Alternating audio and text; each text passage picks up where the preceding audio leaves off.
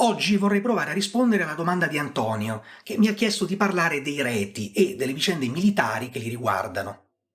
Intanto cominciamo subito con il ricordare che il popolo dei Reti è effettivamente una realtà molto dibattuta e che ad oggi l'unico dato certo in nostro possesso è che si trattava di una popolazione non indoeuropea che abitava la parte centro-orientale dell'arco alpino. I territori popolati dai Reti corrispondevano agli odierni Trentino Alto Adige, Tirolo austriaco, Canton Grigioni della Svizzera, Alta Bresciana e le Prealpi Venete.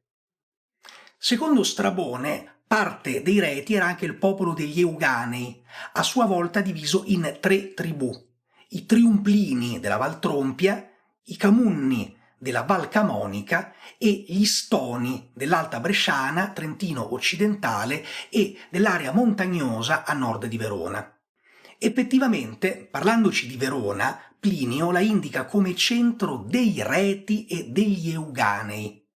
E sebbene probabilmente lui non si riferisca proprio a Verona città, ma più che altro all'area di Montorio veronese, che effettivamente, a seguito degli scavi dell'archeologo Luciano Salzani, ha restituito un insediamento retico, il legame tra le due popolazioni è evidentemente molto forte, tant'è che il celebre protostorico Carlo De Marinis propose che una realtà, quella euganea, fosse semplicemente un'emanazione dell'altra, quella retica. Secondo Plinio e Pompeo Trogo, i Reti sarebbero stati discendenti di quegli Etruschi che, guidati dal principe Reto, dal quale avrebbero poi preso il nome, sarebbero fuggiti sui monti per scampare alle devastazioni dei Galli. Mentre i Celti avrebbero conquistato le fertili pianure dell'Etruria padana, la sua popolazione originaria si sarebbe rifugiata sui monti dell'arco alpino, dove, secondo Livio, si sarebbe imbarbarita, dimenticando le proprie nobili origini. Livio, d'altra parte, riporta una leggenda analoga per il popolo degli Euganei, che, come abbiamo visto, era probabilmente frazione dei Reti. Solo che in questo caso gli invasori non sono i Galli, ma i Veneti. Secondo Livio, quando Antenore giunge in Veneto al comando di Troiani, Eneti e Meoni, vi trova gli Euganei e, per conquistare le terre dove avrebbe fondato Padova, li combatte e li scaccia sulle alture. Sciogliere il mito dell'origine dei Reti risulta molto difficile. Dal punto di vista della cultura materiale, quella retica si identifica con la facies detta di Fritzens San Zeno, dal nome di due siti, uno in Tirolo e l'altro in Trentino. E quello che si riesce ad evincere dal dato archeologico sicuramente è un profondo legame con la cultura etrusca. I Reti per scrivere utilizzano l'alfabeto etrusco, ma questo va detto che lo fanno anche altri popoli dell'Italia settentrionale. Il punto è però che la lingua stessa dei Reti è una lingua non indoeuropea, proprio come l'etrusco, e con esso, secondo la maggior parte dei linguisti, sembra anche strettamente imparentata. Tant'è che retico, etrusco e lemnio andrebbero a costituire la famiglia delle lingue tirseniche.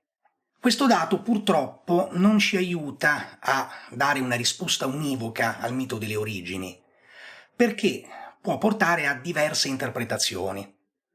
Da una parte si sarebbe tentati di sovvertire il mito classico, capovolgerlo completamente, e piuttosto che pensare ai Reti come a degli Etruschi imbarbariti, al contrario cominciare a immaginare gli Etruschi come dei Reti civilizzati. O meglio, è quello che sembra voler suggerire Theodor Mommsen, il padre della moderna epigrafia. In ogni caso, che si trattasse della culla della cultura etrusca o della sua propagine più settentrionale, in questo quadro il mondo retico ne sarebbe parte costituente.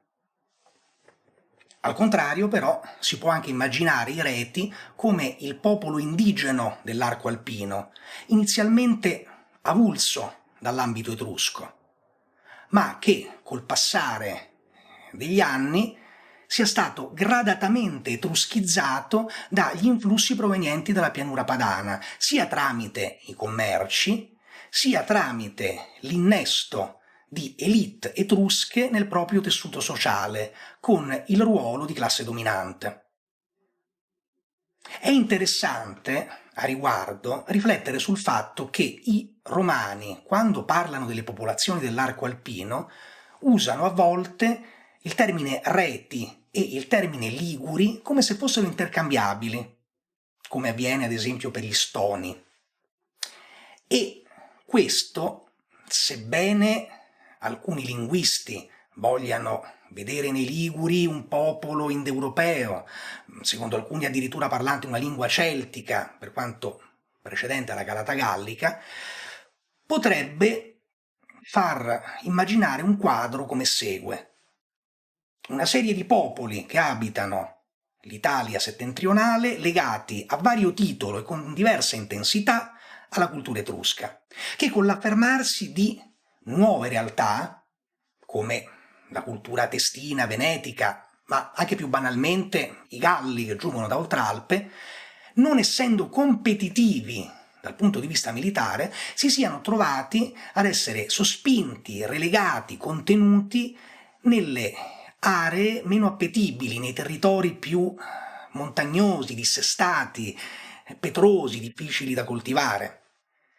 D'altra parte, in età storica, quando i romani parlano di questi due popoli, dei Liguri e dei Reti, insistono sul fatto che si tratti di popolazioni antichissime, ma appunto relegate, isolate, contenute nelle aree montane e poco appetibili, così come i Reti sui monti dell'arco alpino, i Liguri sull'Appennino ligure e tosco-emiliano. I Reti partecipano, va detto, a quella che viene chiamata arte delle situle, comune anche alla realtà venetica. Però piuttosto che un influsso venetico, in questo caso andrebbe considerata un'eredità etrusca, anche perché il rapporto tra i Reti ed i Veneti è di difficile definizione.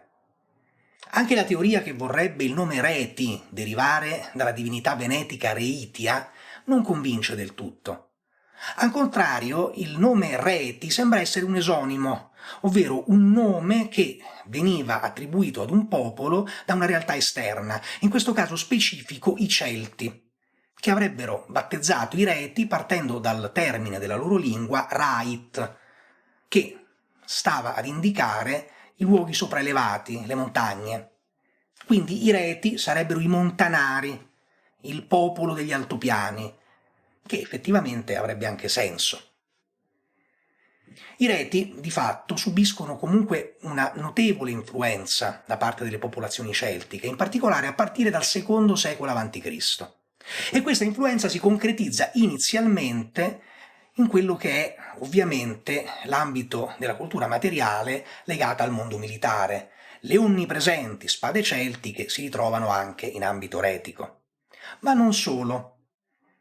In particolare per quello che riguarda i Camunni, noi abbiamo delle influenze celtiche che vanno a riguardare sia l'onomastica sia la religione, anche perché probabilmente i Camunni si trovarono a dover integrare fisicamente degli elementi celtici in fuga dalla pianura padana durante la fase di romanizzazione della Gallia Cisalpina. Nei graffiti della Val Camonica noi infatti riusciamo a distinguere la figura di Cernunnos, la divinità celtica patrona degli animali che si riconosce per il palco di corna di cervo e per il serpente che impugna.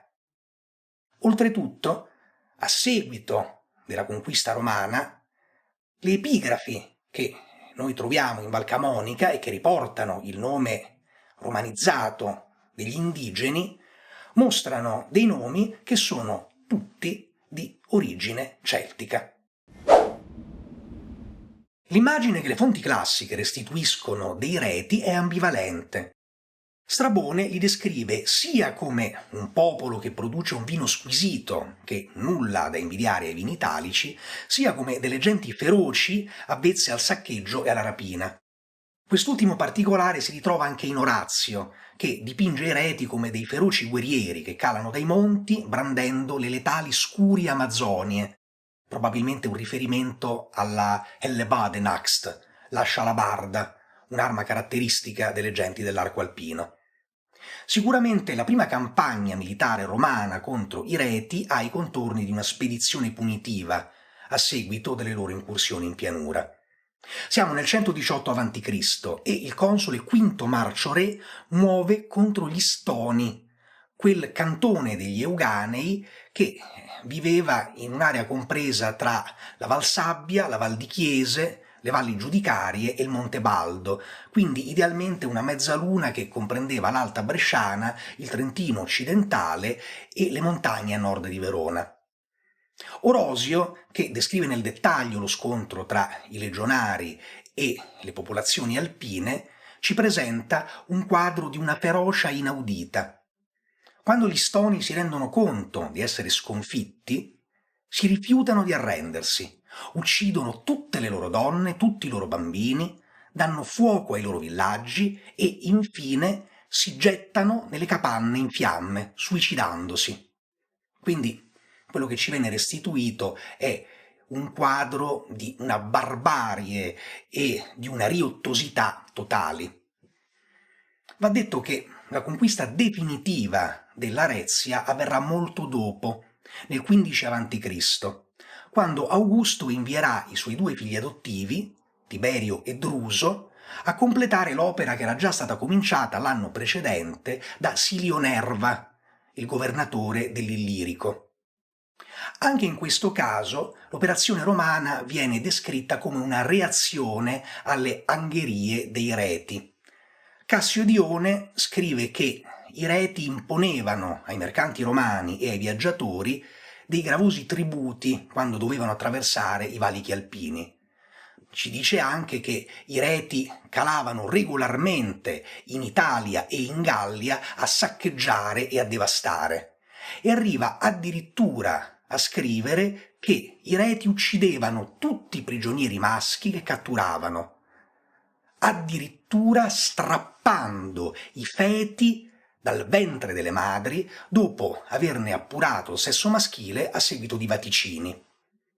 Ora, se i tributi imposti ai viaggiatori e ai mercanti sono probabili e le scorrerie saltuarie sono un'eventualità possibile, la descrizione dell'assassinio di tutti i prigionieri e particolari granghignoleschi, come lo squartamento delle madri per massacrarne i feti, sono evidentemente degli elementi di propaganda.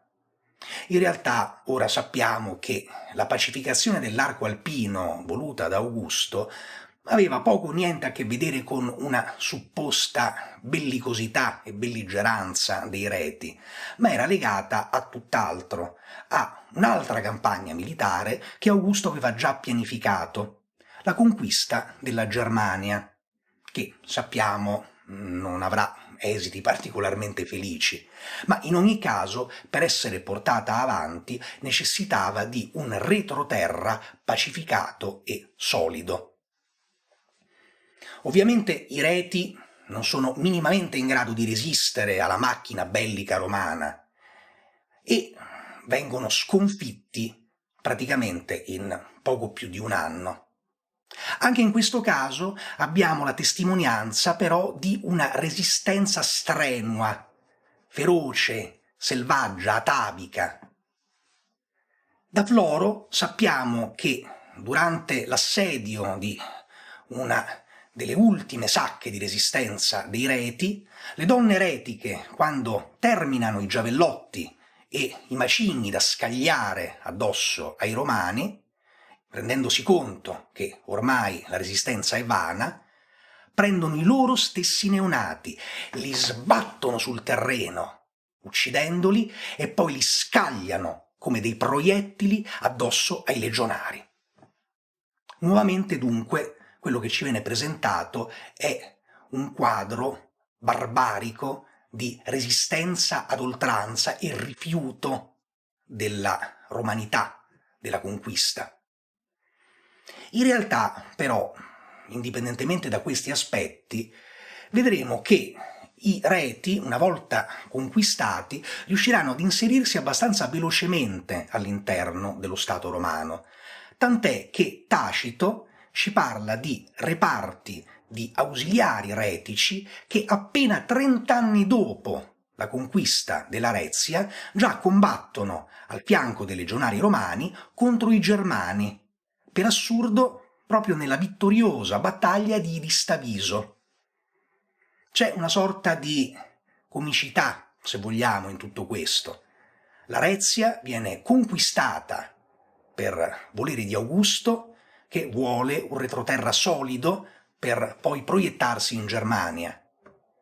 Augusto però vedrà i suoi sforzi frustrati con la Clades Variana, il massacro della selva di Teutoburgo, ma saranno proprio gli ausiliari dei Reti che, militando a fianco ai Romani, puniranno ad Edistaviso quei Germani che avevano rifiutato il dominio di Roma. Il ricordo degli eventi legati alla conquista romana dell'arco alpino in qualche modo deve aver segnato profondamente le popolazioni indigene, tanto da risuonare tuttora nelle leggende trentine. Ad esempio, nel ciclo epico dei Fanes, una sorta di Iliade ladina, potremmo dire, il ciclo epico per eccellenza delle Dolomiti, uno dei popoli descritto come degli invasori invincibili e inarrestabili ha il nome di Trusani. Se in passato si è provato a far coincidere questo popolo con gli abitanti di Treviso, in realtà Trusani probabilmente è semplicemente la corruzione di Drusiani, ovvero i legionari di Druso, che, come sappiamo, portò avanti parte della conquista dell'arco alpino.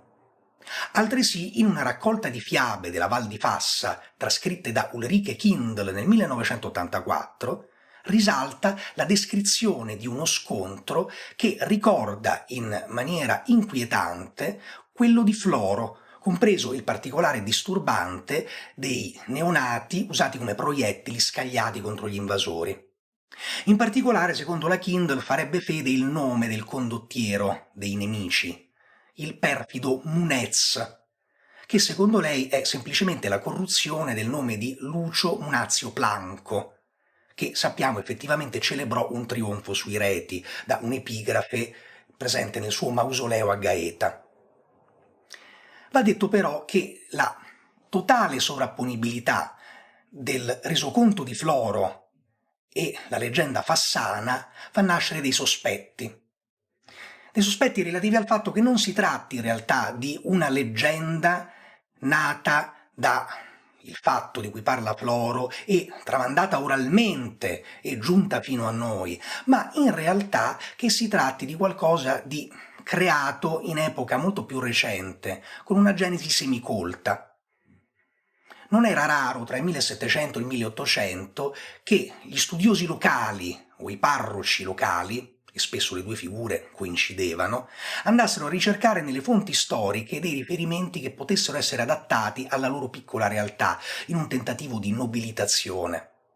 Quindi, forse in realtà, una figura eminente del panorama fassano, che conosceva Floro, può aver raccontato la storia dell'eroica resistenza dei Reti alla popolazione, che l'ha metabolizzata, fatta propria e trasformata in una leggenda locale. Se questo video vi è piaciuto, mettete un mi piace ed iscrivetevi al canale, e se anche voi avete delle domande, scrivetele pure nei commenti. Grazie.